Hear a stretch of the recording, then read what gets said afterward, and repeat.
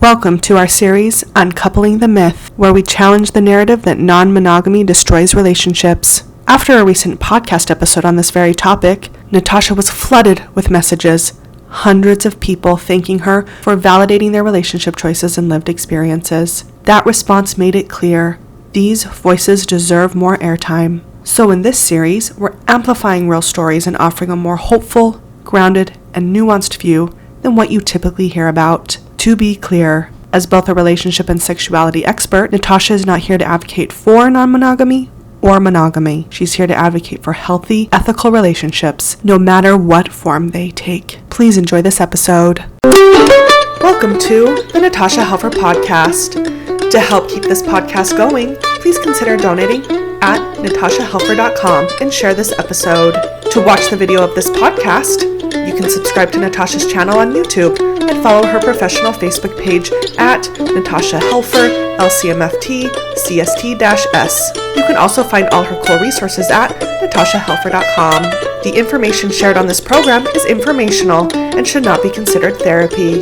This podcast addresses many topics around mental health and sexuality and may not be suitable for minors. Some topics may elicit a trigger or emotional response, so please care for yourself accordingly. The views, thoughts, and opinions expressed by our guests are their own and do not necessarily reflect the views or feelings of Natasha Helfer or the Natasha Helfer Podcast. We provide a platform for open and diverse discussions, and it is important to recognize that different perspectives may be shared. We encourage our listeners to engage in critical thinking and form their own opinions. The intro and outro music for these episodes is by Otter Creek. Thank you for listening. Hello, welcome to the Natasha Helfer Podcast.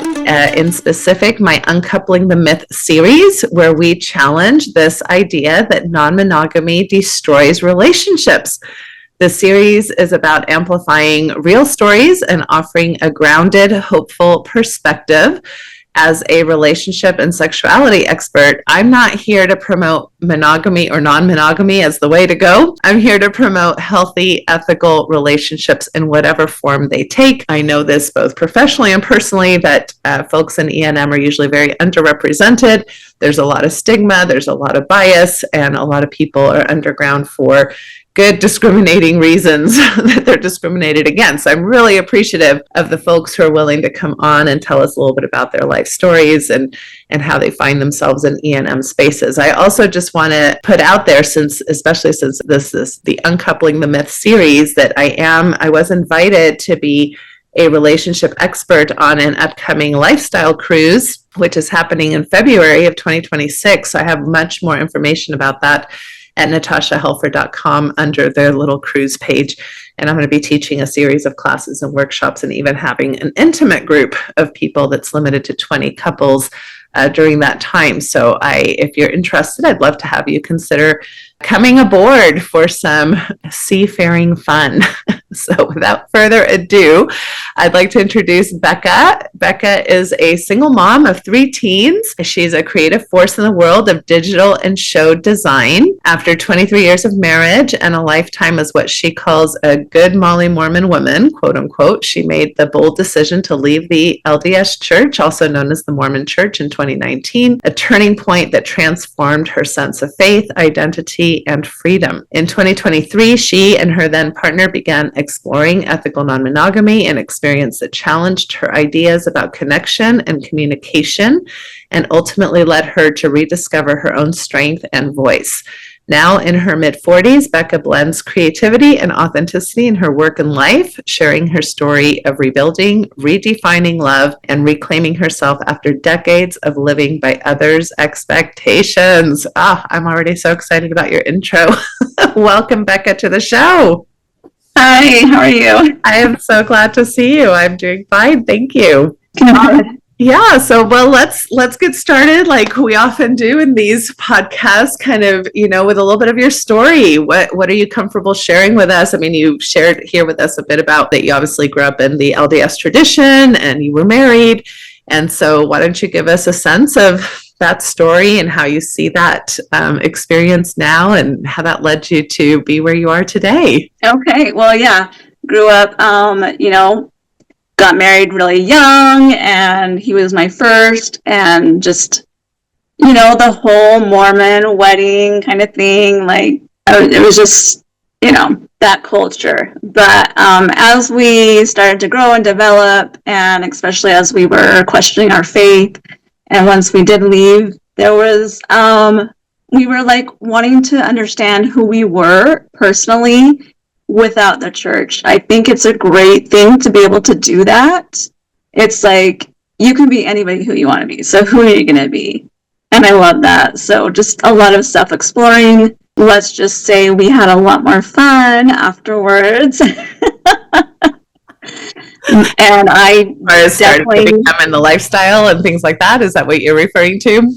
Oh, just even as just a couple, I like getting rid of the garments, some being able to wear clothes that I felt sexy in. It just awakened me and awakened my sexuality. And so I was just loving it. I'm just like, this is great. Like, why are we like that? As our relationship continued, he kept kind of bringing up like, hey, what about monogamish? And, as you're like going through ex-Mormondom and you're exploring all that, you get onto different platforms. And so many people at the time were recommending this book called Sex at Dawn. And so we both read that separately, and then we got together and talked about it and went with our highlights of what we thought was like really pivotal, from that we got from it. Mm-hmm. So definitely one of the things that for me was huge was that we don't have to be with one person. I was taught that in the Mormon culture, like you have to have the same hobbies, the same friends, everything. Like it's just, you are one and there's no other, like, I don't know, like you can't have the same hobbies or whatever. Or if it's with your girls, that's different. But I'm a very social person. I'm a social butterfly, extrovert. I love getting to know people and being around people. And he is not, he liked to just stay at home. And I was like, what if I could find somebody that I could just go hang out with and he can stay home and be comfortable? So that was kind of how we started talking about it. And we were talking about things that we had regretted that we didn't learn with staying in the church. And one of the things was obviously everybody regrets, sex. Like being able to explore in what should be your 20s or whatever. And so that was something that I was always wanting to kind of try, but I was so good that I was like, let's straight and narrow, right? Mm-hmm. So yeah, I really wanted to explore who I was sexually because I felt like this awakening. I mean, I'm like, I feel so good. Like, let's see what else comes through this. And so, we decided that we would open up our marriage. So we found a therapist, a couples therapist that we started going to, and she was helping and she was willing to be open with that and help us out with that, help us with the communication and just kind of setting the groundwork for that. And that was really helpful to have somebody to talk to. Eventually we joined one of your groups, which was also great. And we learned so much from both therapists and reading books and listening to podcasts. We were just researching it all. So I guess we started around, I would say, June of 2023. And it was the first that we were a little bit ashamed at first because we're still getting used to that whole shame culture. And so we decided to try our open relationship through Ashley Medicine.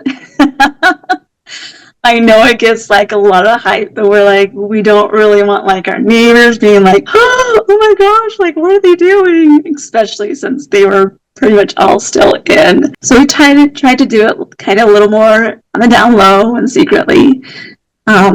met some people through there and went on dates, had some fun. And it was good because we were able to explore outside of that. It really, for me personally, the biggest thing that I got from it was I was super self-aware. I'm petite. I'm curvy. I've got a belly from having 3 kids because I've got a short torso, just all that. And so, social media and just media in general want you to look perfect. And I didn't feel like that. And the men that I met just loved me. They loved my curves. They loved my softness. They just loved everything about me. And that really helped my self-esteem and helped that shame go away. And it was just wonderful. I felt like I blossomed knowing that there are other guys out there that are attracted to me. And so yeah, that's how it kind of went. And then he started dating people as well, and it seemed like it was going really, really well for a while. And then there started to be some patterns showing up that I was noticing, and that's kind of where it started to a little bit fall apart. But anyway, so I don't know if you have any questions from you from there, or where you want to go. I have so many things because this is, it's so interesting that as people come onto this particular segment of my show, there are people who, start off together and are still together and are enjoying the lifestyle together. And there have been several of the people I've interviewed that are, did start out together and are no longer together, which kind of goes maybe quote unquote against the whole purpose of this, right? Because I'm like, it doesn't necessarily destroy relationships, right? But I want to be clear, and maybe you can share a little bit about this too, that I think that when folks say, well, if you consider non-monogamy, if you're monogamously married, right, and you consider non-monogamy, more than likely it's going to quote unquote destroy your relationship. I think that ignores a lot of what you're talking about from the get-go that wasn't necessarily super healthy to begin with, where I think we do bypass a lot of our both personal and sexual development in these high demand structures where, we're encouraged to marry early, we're encouraged to marry heterosexually, we're encouraged to not explore our sexuality outside of the realms of already a very committed lifelong relationship that you're making decisions at, it sounds like for you, 19 years old, way before your brain development is fully, functioning. And so I do think that as a lot of people both go through a faith transition, maybe are in midlife development, are exploring new aspects of their identity, not always is what has been going to be what continues to be. And that means for some people, that does mean divorce or separation or back to monogamy, even though they tried non-monogamy. There's all kinds of things. And what I'm really hoping to normalize here is the idea that we're all on an ongoing journey of self-discovery, of relational discovery.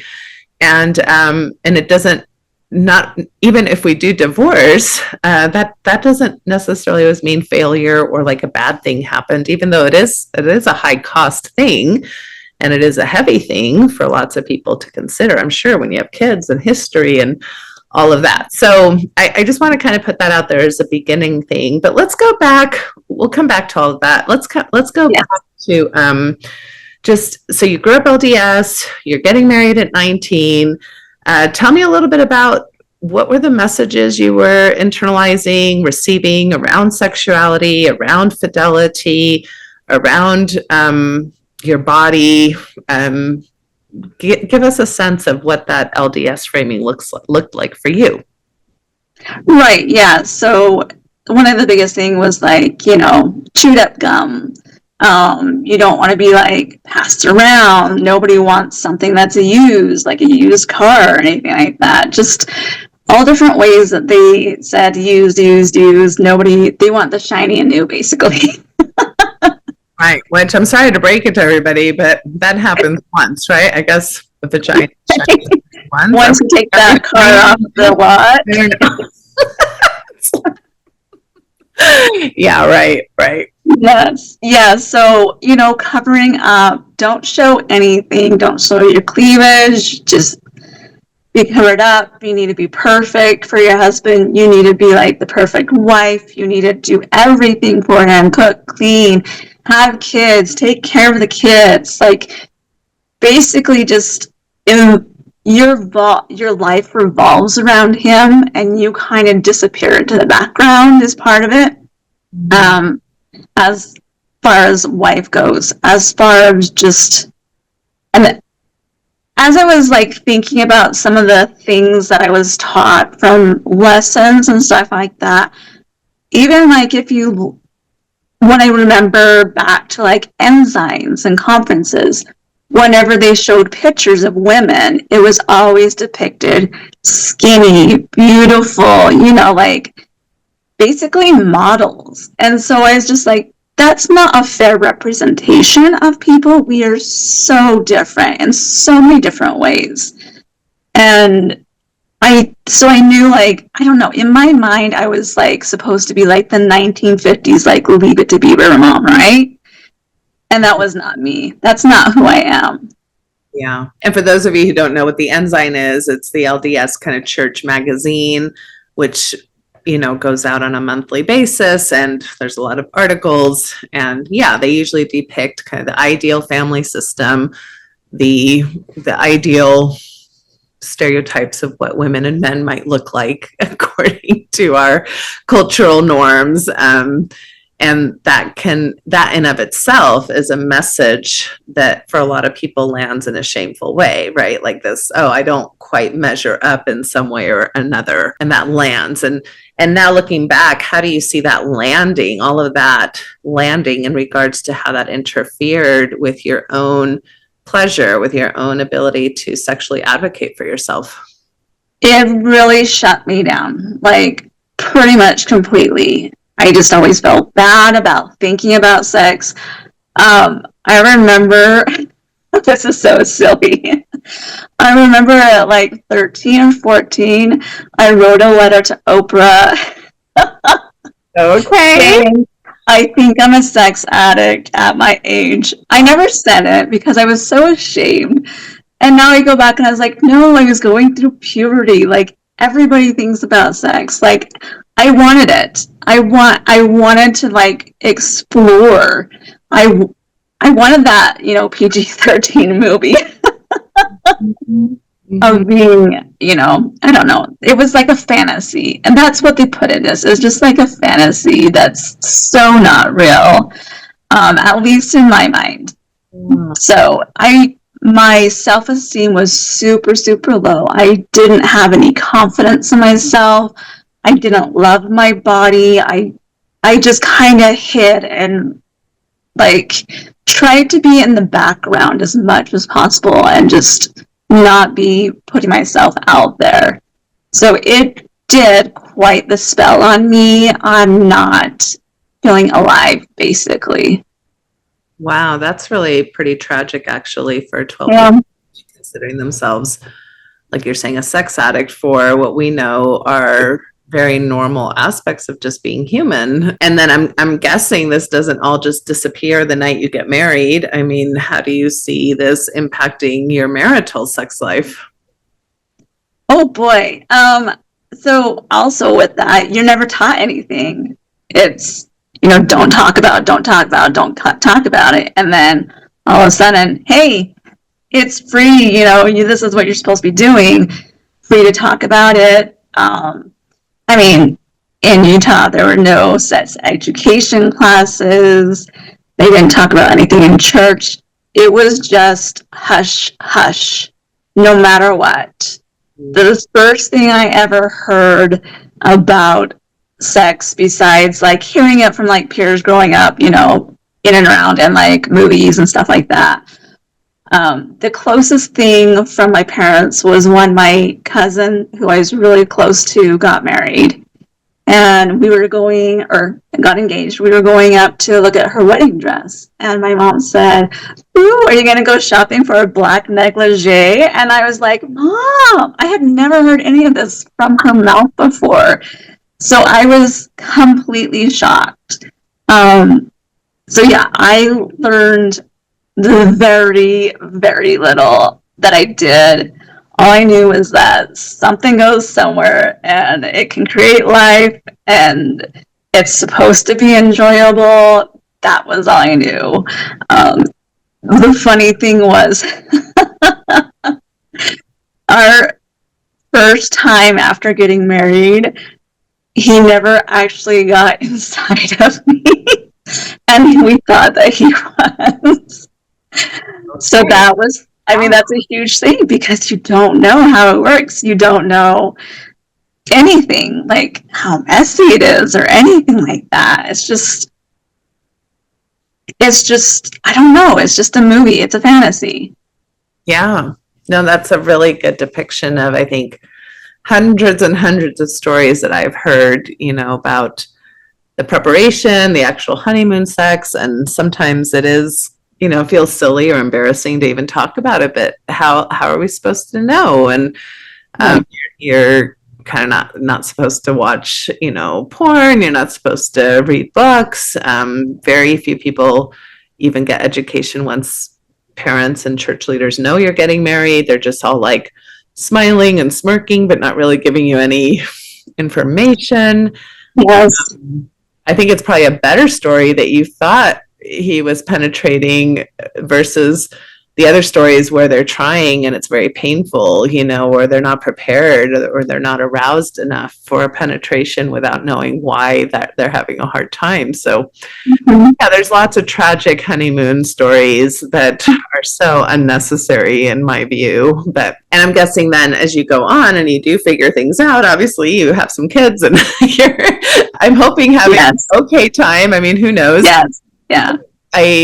I think now from the space I'm at, looking at my younger self that did have sex often, but boy, it's just such a different mind frame, right? Of how you feel you can be sexual, making sure you're still righteous, making sure you're not having any unholy thoughts, or making sure you're, being kind of the nice wife. There's just a lot of stuff there, right? That's holding back our actual sexual journeys. Yeah. So much to unpack, so much to process. Yeah. Yes. Exactly. Okay. So it sounds like the two of you and your ex-husband now go through a faith transition together. Was that kind of because that doesn't always happen either. A lot of times it's one person versus the other, but was that a journey that you did together? It was. I mean, at times we kind of were leapfrogging it. Like sometimes I was like, I'm not going to go to church. I just don't think I'm getting anything out of it. And then, like the next week he'd be like, I don't think I'm going to go. And I'm like, I think I need it. I feel like I'm finally getting things. So yeah, we went through it basically together. Okay. So that's also a pro and a con, right? Because in some ways, you can feel really aligned and like, wow, we're really close in this process. In other ways, you're both now doing a complete identity makeover at the same time. Yes. And revisiting all these developmental stages from the past. I always say faith transition work is fairly individual. It's not often great for relational, growth. And so what do you think drew you both? It seems like you somewhat slightly mentioned that he brought this topic up first, and so tell us a little bit about what was even having that conversation like. Oh boy. I mean, we were talking about everything because we were just trying to figure out who we really were after not having people tell us what to do and rules or anything like that. Who are we really? That's the big question. And we get to figure that out now. So that was something that he kind of brought up, and he like sent me a TED talk and said, I think you should listen to this and let's talk about it. And it talked about monogamish. So yeah, he kind of started out with it. I mean, we had conversations about possible times we could have had sex in the past, but we didn't because of our faith at the time. And we talked about, kind of regretting that because we really didn't know who we were. At this point, we were exploring a little more, and I was figuring out that I like a lot of things. That's awesome. Things that, yeah, like it would be like you would have like bad talk behind your back in sacrament meeting or really society. So yeah. Okay. All right. So the two of you are exploring. He's bringing it up. Sometimes people are like, oh, the fact that you even brought it up is offensive or painful. But it sounds like the two of you were at least open to having these conversations. And the fact that he brought it up wasn't super upsetting to you. Is that fair? It was a process. It was a little bit painful, but I have a huge high curiosity. So obviously I had kind of been thinking about some of that. We did have like 10 years before that, he actually cheated on me with a coworker. And so a little bit of that was coming back, and I was trying to be like, okay, well, let's not have that come back into our lives and this be like the reason why we're trying to do this. So anyway, he put it towards me as if, hey, look, you obviously like a lot more than I do. Maybe this is something that you should explore. And I want to give you like basically the opportunity to do that. I don't want to hold you back because he's a little bit more vanilla and I'm a little more spicy. I like it. Okay. So it sounds like, especially with a history of infidelity, which is very common, right? I mean, that's another thing that we could spend an hour talking about, is how people are so averse to E&M, and yet infidelity is such a common thing that so many people experience in relationships, and we seem to have more like willingness to work with that as a culture than this possibility of actually ethically and openly and honestly talking about decisions versus, well, you made a mistake that you're now going to repent for the rest of your life, and like we're more comfortable with that versus like let's just be open to begin with. So it sounds like you wanted to base this on values, on intentionality, on ethics and honesty. Is that fair? Yes. Mm-hmm. Yeah. Okay. So you mentioned that at first what were the benefits? What were the benefits for you and your husband at the time that you were still married? I mean, obviously I could explore. I didn't have to feel like he was pressured into exploring anything that he didn't want to try. Mm-hmm. So that was one of the things that I found like a really great reason, because it's like, well, how am I going to really figure out who I am and what I want? Like, if I cannot explore that, then it's back into that box of a different kind. And we both really didn't want to hold back on like what our future lives could look like. We really wanted to, get back to that journey of who are we to the core. Okay. So would you say it even increased your intimacy, even emotionally together, or the fact that you could have that freedom to explore while still being married for whatever segment that was? It did. And it really seemed like when I go out on dates, he liked to kind of hear about it, and he was curious. I, on the other hand, was like, I've had some jealousy in the past. I don't want to go through that again. Like, I know you're going on dates, so I don't really want to know about it unless I ask you.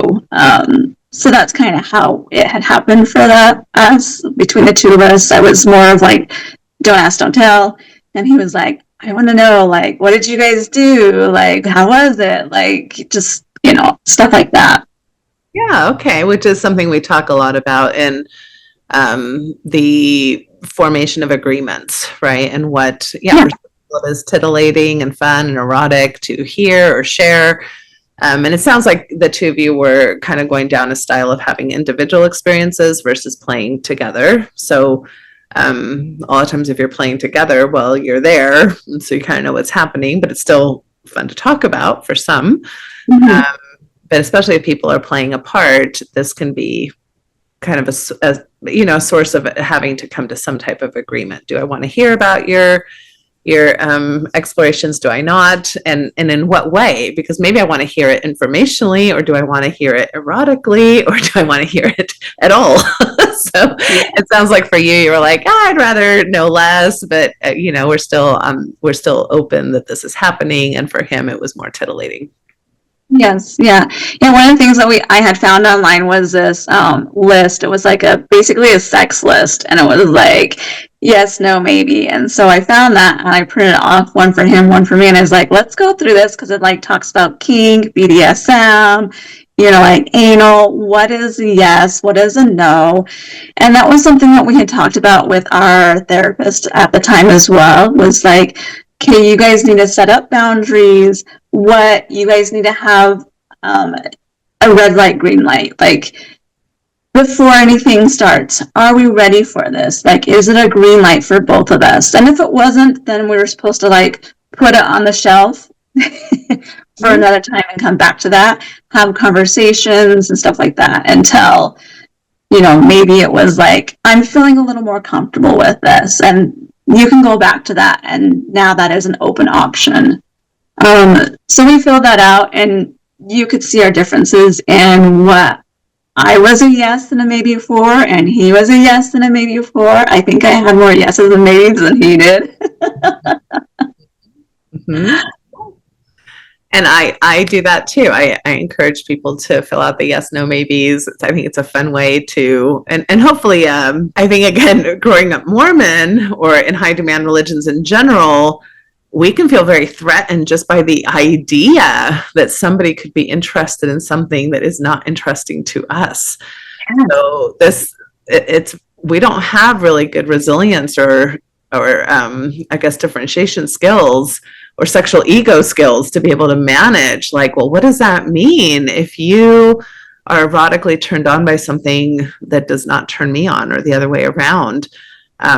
Especially because I think there is a lot of pressure in monogamy that's baked in that, well, if you want that, and if I know about it, then does that mean I have to provide it for you? And that can get really messy really quick. So even when I'm working with monogamous couples, I think this is a really good exercise to just get okay with it. It's normal. It's normal that we're going to have different interests. It's normal that we're going to have different drives. And in monogamy, of course, the challenge is, how do we, accept that and honor that, and maybe grieve the parts of that we're not going to be able to share together. And in non-monogamy, you maybe have more ability to explore, but it also has impact for the relationship. So either way, you have to figure that kind of stuff out and know how to have more complex conversations than we were ever taught to have. Yes. Oh, right? Yeah. Yeah, so I love the yes, no, maybe. That's great. Well then, okay, so you're going along, you've figured out some agreements, you're feeling like, wow, this is awesome. I get to explore and figure myself out. It sounds like he was feeling that way too. Are you, to whatever level you're comfortable, where did things maybe start feeling a little bit more challenging, or what did you start figuring out that wasn't going to be as compatible in the long run? I think the biggest thing where it was not as compatible was one time he went on a date, and we made sure like one of us was home, so like we didn't have to worry about our kids. Like, one of us would go on a date and one would stay home, and we would kind of switch off and on and make sure like we had it scheduled out. So he went on a date, and he usually went late at night, usually to go watch a movie or go out to dinner. And there was one time we had talked about this, and it was a no, and it was overnights. And one night he didn't come home. He didn't message me at all. And he showed up at like 7:30 in the morning. I had not heard from him until the last time I had heard from him was like, okay, I'm going on my date, love you, bye, kind of thing. And that was it. And that made me really upset because that was something we didn't have a conversation about at all, except for like, no, we're not to that point. I don't feel comfortable doing this yet. And so for both of it was off the table. And that's where it started. Okay. And then you weren't able to find ways to repair that or did it continue to happen? Did patterns start to develop where agreements weren't being met?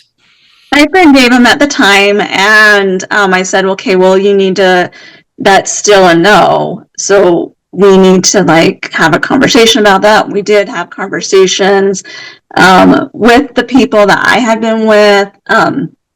They weren't able to do that either. And so I was like, I think it's pretty fair that if I couldn't do it, you couldn't do it, you know, because this is about working together.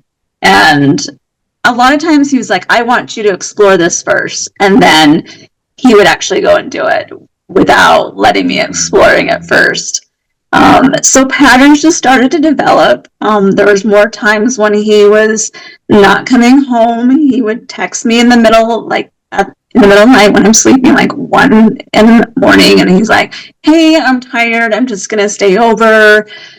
Just it kept kind of going on like that. And it started just really bugging me because it was still off the table. We still hadn't really, it just wasn't good. That's how it kind of started happening. Okay.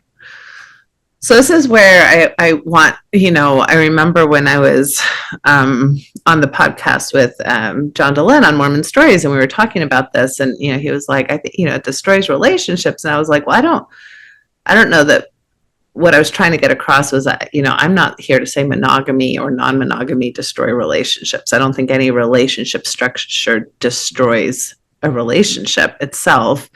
What I'm hearing here, what ended up destroying the relationship is lack of keeping of agreements, lack of ability to listen to each other and to negotiate well, which when I start putting those kinds of ingredients into any relationship structure, those are the things that really destroy relationships, right? When I feel like we supposedly agreed to something, but you're not keeping your end of it.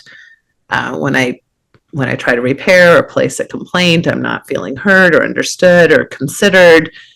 Then some of these things continue going on repeat.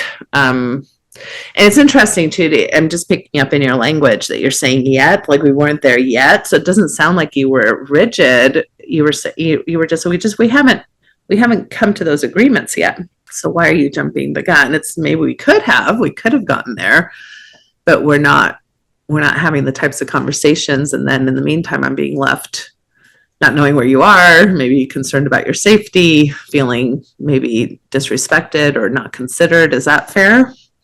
Yeah, that's exactly what it was. I mean, this was only within a few months. We'd started exploring with other people in like June.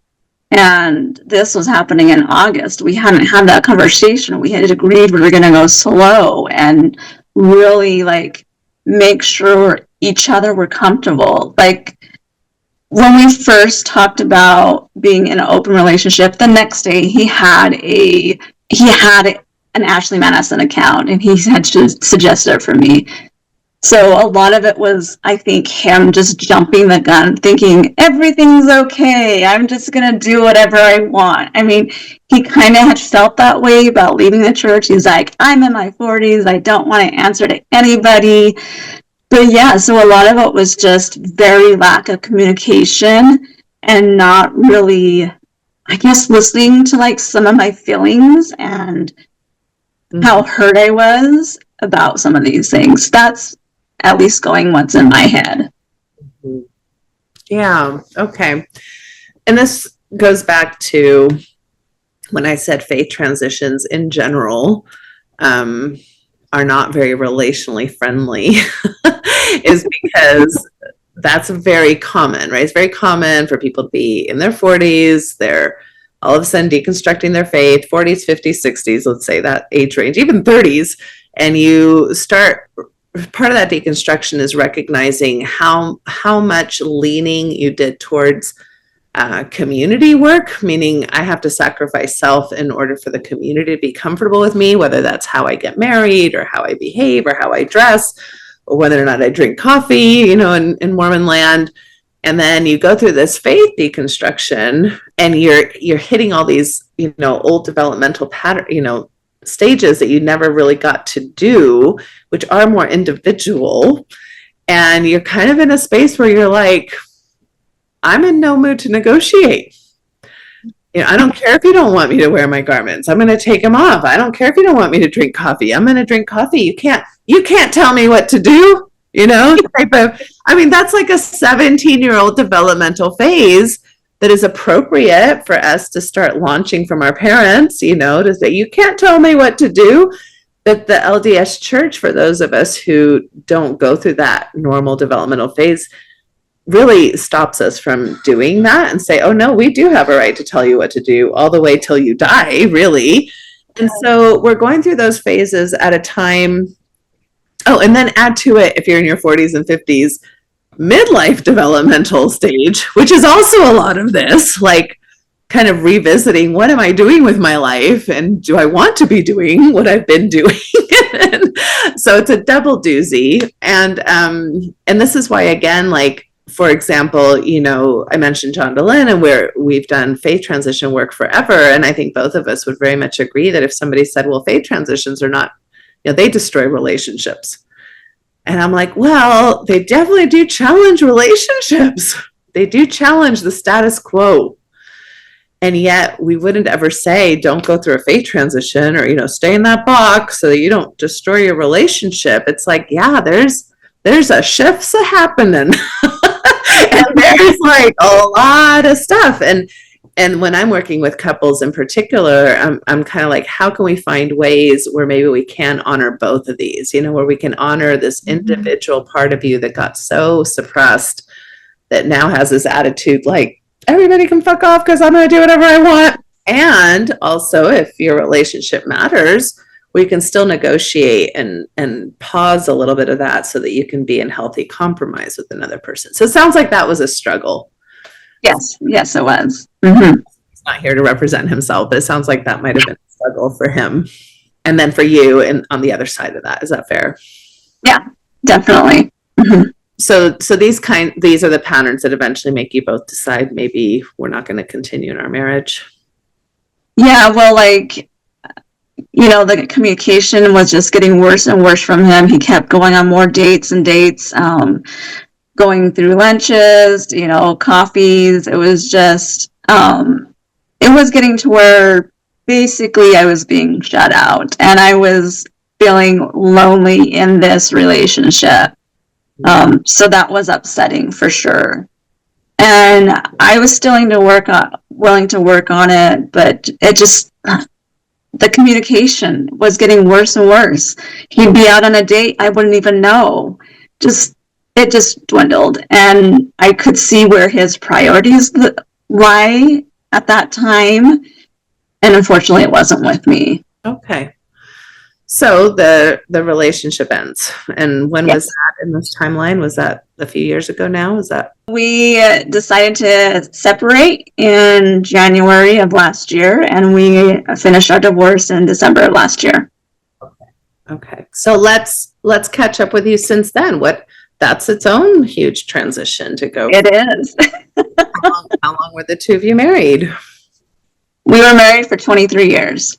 3 years, yeah, that's no small thing. And you've built a family. And now I'm guessing you're in a co-parenting relationship and all of that. So tell me, how have you continued? Are you continuing to consider yourself ethically non-monogamous? How is this formulating your path forward and seeing yourself both sexually, relationally, and individually? Right, yeah. Well, I had learned a lot of stuff, and I really did like the idea of it. I'm a pretty open person, so I have been on dates with others that have been in ethical non-monogamy, and usually it's the same kind of, very similar as to us. They didn't really go together on dates, it was kind of separate most of the time. And I know people say it's just a way of cheating. I will tell you, I was on a date with one guy. His wife was out of town. She called him up and he's like, hey, I'm here with Becca. We're making margaritas and then we're going to watch a movie. Like, he totally talked to her about it. Like, I think he put her on speaker and I was like, hey, how's it going? Mm-hmm. So I know, and I've talked to friends that are still in these relationships, and the key the key thing is communication. I've known couples that are like, hey, let's put a pause on this for right now. I think we need to come back to us. So it's really, that's the biggest thing that I take away is communication really is the key, making sure both people are comfortable. So I am still comfortable seeing people in E&M. I'm comfortable, going on dates just by myself. I am having such a good time with freedom. I have on, I think, one of my dating profiles that, if you ever watch Ali Wong's Divorce Mom Energy, that's me.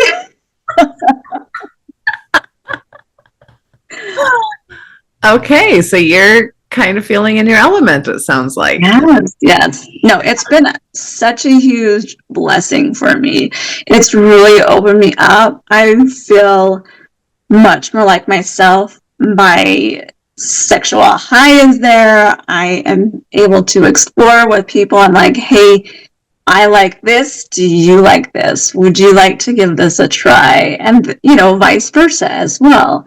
So it's just been really fun kind of figuring. There's still a journey of figuring things out. I'm not in a rush, but it's been a lot of fun. That's awesome. How do you do the whole, obviously you're here talking to me, so you're somewhat comfortable being open, but are you open with your friends and family that this is kind of your style of relationship, or do you keep it more private? And what reactions have you gotten? That's a great question. My parents don't know because they're super Mormon. Okay. So hopefully they're going to cross this podcast is what you're saying. I don't think they ever would. Okay. But if they would, we're like, hello, and we care about you a lot. If they would, that's something that we can talk about. I am a very open person because it's a learning process for others. I learn from hearing from others, and I want the same thing for other people as well. My friends mostly know that I think most all my friends now have known, except for maybe some Mormon ones, that I was an open marriage.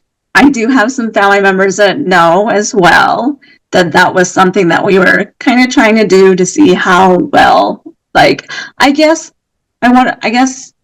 it was kind of a last ditch effort to see if we could come back together as a couple, because we were kind of fizzling out a little bit. It was just kind of becoming like, we're just roommates basically now, and we want to not be roommates. We want to go back to kind of like the honeymoon experience, or the early years, stuff like that. So yeah, I am a very open person. I will talk about it to anybody just because I want to help them out. Okay. And do you feel like because people know that you and your ex-husband were open, that they are in effect projecting that to you? Like, well, see, what did you expect? I mean, of course you divorced because you guys opened up your marriage, right? Which is the kind of classic feeling. I mean, nobody says, well, of course you got divorced because you got married at 19 and you tried monogamy for 20 years. Nobody says that. But people are very comfortable saying, well, of course, when you try this, it's not going to work. So have you noticed that energy, or actually people saying that to you, and how have you dealt with that? Definitely all the time. And I'm like, yeah, sure, you can think that, but real problem was the communication. We even had the problem of communication before all this happened. And obviously him cheating on me beforehand as well. So it it wasn't because of the E&M. It was he wanted to do his own thing, basically, in my mind. But I have grown and learned so much about people and about myself. Like I said, I still know people that it's working great for their relationships. They've been doing this for a few years. And it really is just, it's an individual but a couple thing, and you have to figure it out. Everybody is different. It may not work for some people. I know people that they tried it and they're like, you know what, this is not our thing, and they've decided that together, and so they're like back to the monogamy, and they're like, there's a particular couple I think of, and they're back and doing great. So it really, I mean, there's so many options. Yeah, I really appreciate you saying that. And I, having gone through a divorce myself and being definitely monogamish, if not open with my partner now, it's very interesting to kind of get to a point where, at first I noticed this desire to always defend and like, but you don't know, and don't judge me. And, because I think we all come with that wound of having to prove that we're worthy or that we're doing the right thing, and having to make sure other people see us that way. And I've noticed in my own development, I care less about that. I'm like, well, that's what you want to think, or if that's the assumption you make about me.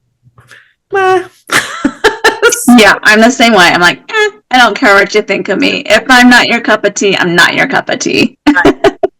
If you want to make wide sweeping assumptions about my relationships because of one factor, have at it. Yeah. Go for it. You can think what you want. I know what is true in my heart. Yeah. Yeah. Awesome. Okay. So yeah, we're kind of towards the end of our time. Is there anything I didn't ask you about that you were hoping I would, or anything that you'd like to offer? Is just like, if somebody's considering this, what are some things that you would recommend thinking about or reading? I know you mentioned, you read a lot and listened to a lot of podcasts. Is there any tips or suggestions that you might throw out there for folks? Oh man, well, like a few things that really brought my curiosity to life. There was Sex with Emily is great. She's the one that has the yes, no, maybe so list.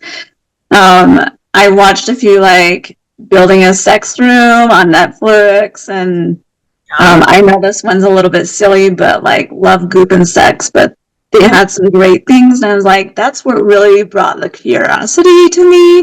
And I was like, oh, I'd like to try that. Like, what's that gonna be like?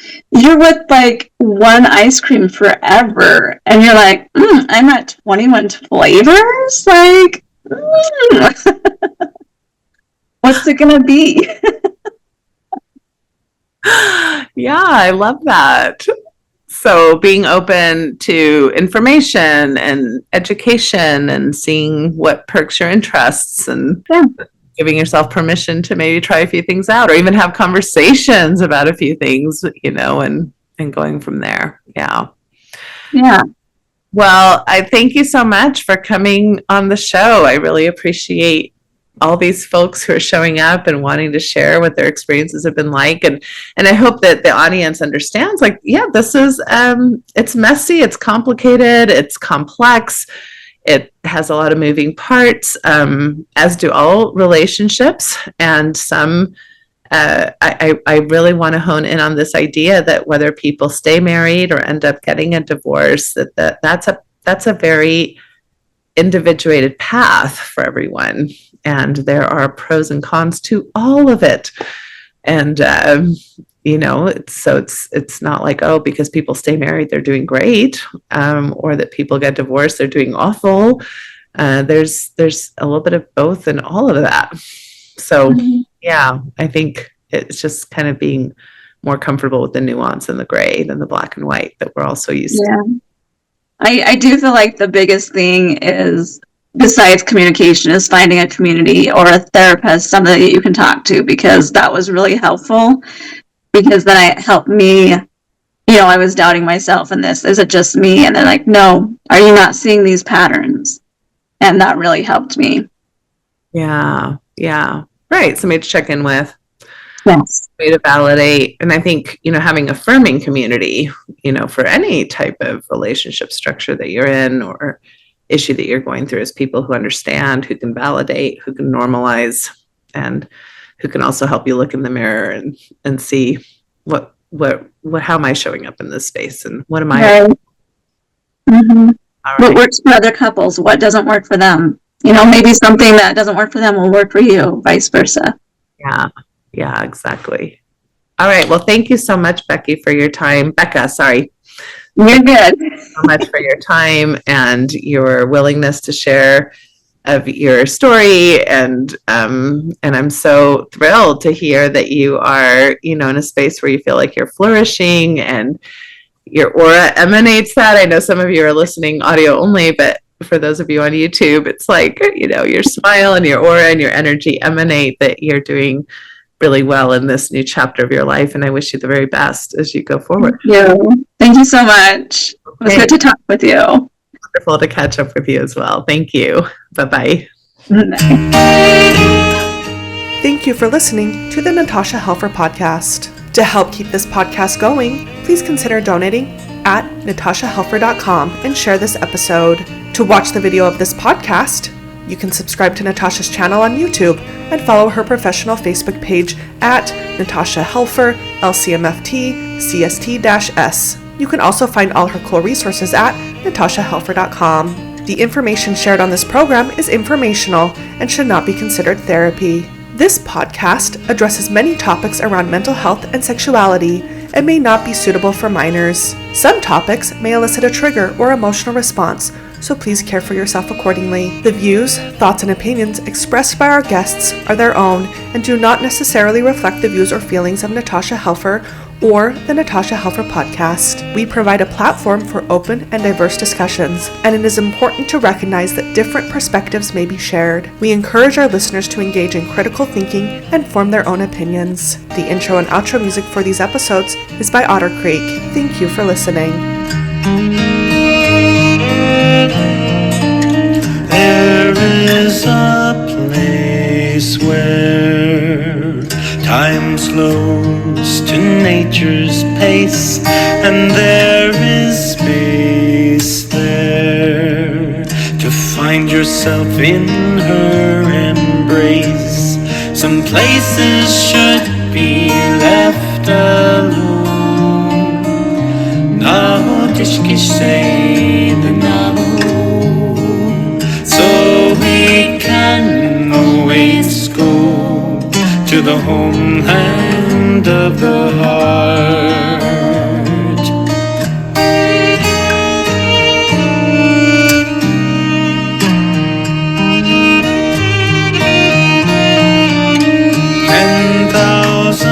Years of our human history etched on her canyon walls, alongside Earth's mysteries.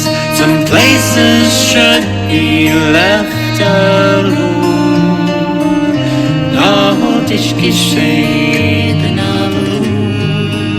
So we can always go to the homeland of the heart, to the homeland of the heart.